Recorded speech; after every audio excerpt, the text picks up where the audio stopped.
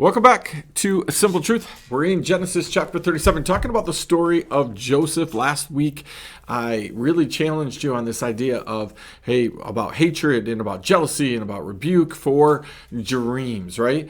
We've been talking about now for 4 weeks. We're on the 5th week of this, and we've been talking about this idea that, favoritism and all of these kind of things, when we say things we shouldn't say, and eventually they build up in hatred. I told you last week that hatred can start out as a superficial thing, but eventually, like love, it takes root, right? And it grows some depth to it.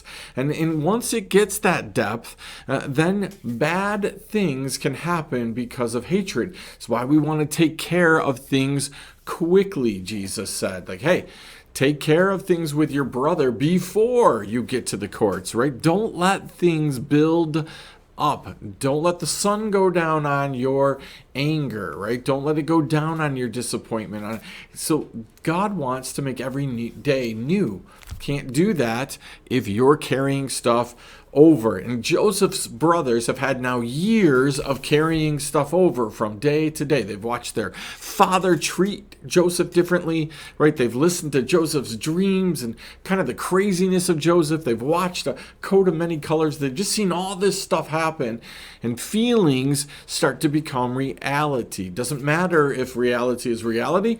It matters about perception. Their perception is their father loves their brother more, right? So I want to pick it up in verse 12. It says this: now his brothers went to pasture their father's flock near Shechem.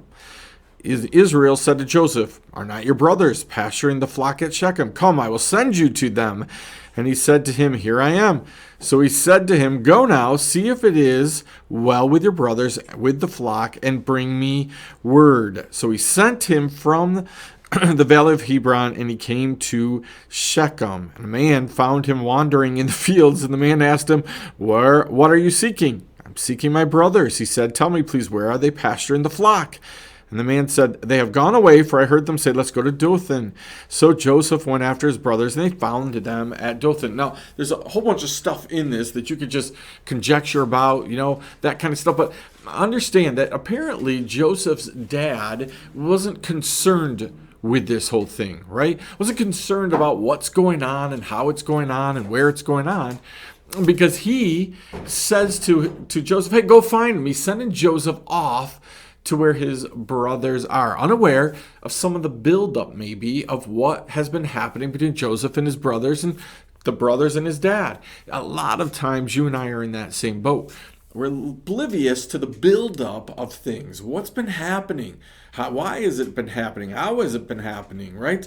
And we're not aware of the severity sometimes of all kinds of things, whether that's disease, whether that's frustration, whether that's hurt, whether that's anger, love, hatred, whatever it is, we're kind of unaware. And we might put people in positions that they shouldn't be put in because we're unaware of the dynamics that are happening between people or situations. So Joseph is going off to find his brothers.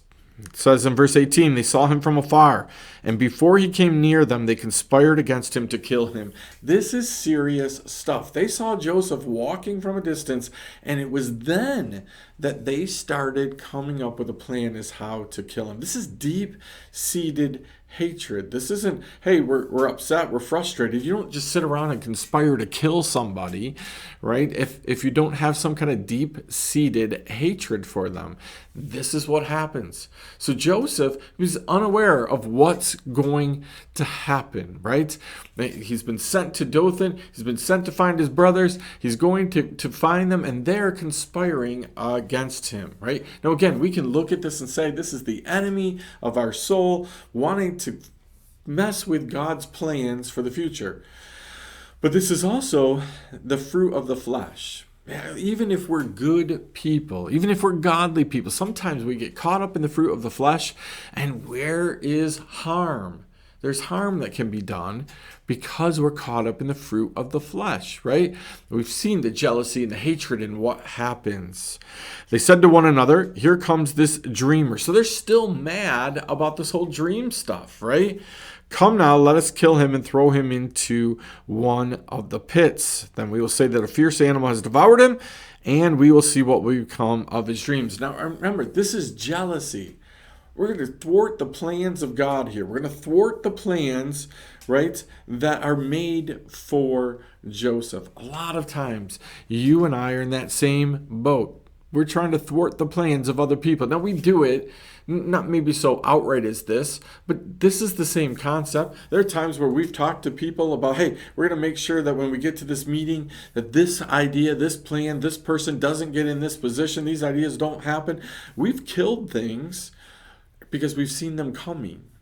A lot of times in our life, we kill things way before they actually get to us. We kill them way out here. I'm never going to let this happen. This is not the way it's supposed to be. This can't possibly be.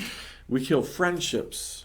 We kill financial things. We kill opportunities, workplace opportunities. We kill all kinds of things because we see it coming from afar and we've built something up already and adversity to it. We've said, no, this can't happen. This can't be. This isn't the way it's going to work.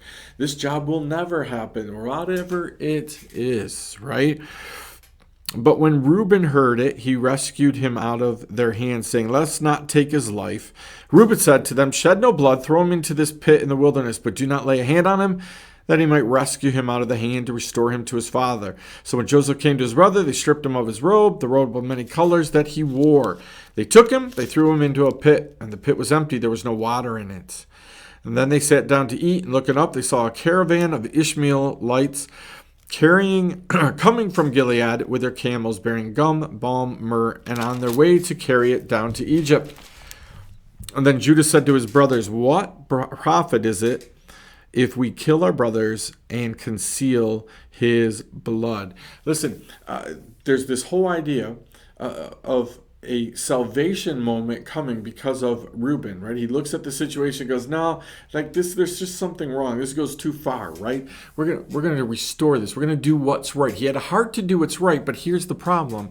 His heart to do what's right came with a manipulative plan to not make a stand to do what's right, but to manipulate to do what's right. Hey, let's put him in this pit. We'll move on. I'll come back. I'll release him from the pit. He can go on home to dad. Like that was his old idea.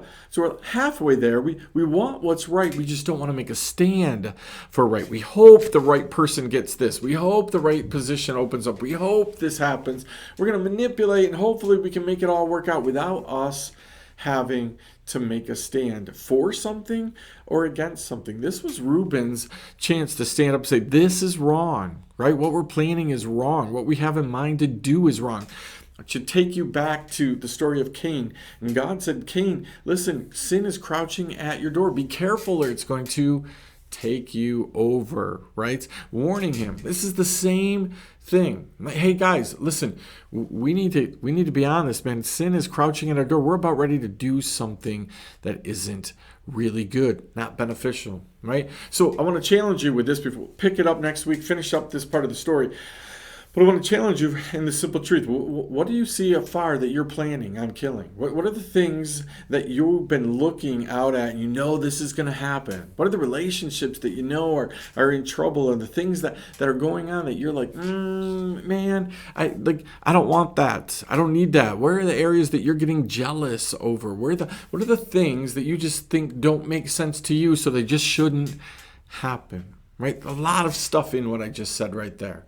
Right? Look at your life and see the things that you can see coming at you that, you've built up a hatred for. You're just going to let people have it when you can, or you're going to make sure this doesn't happen.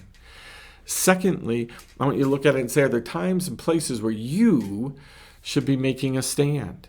But rather than make a stand against something or for something, you're just trying to manipulate your way through it and figure out how it is that you, right, can get what is right, but without having to have any cost for you. We'd like to do what's right, but we don't want it to have a cost for us. So a lot to think about in that. We're going to finish up this part of the story next time on A Simple Truth.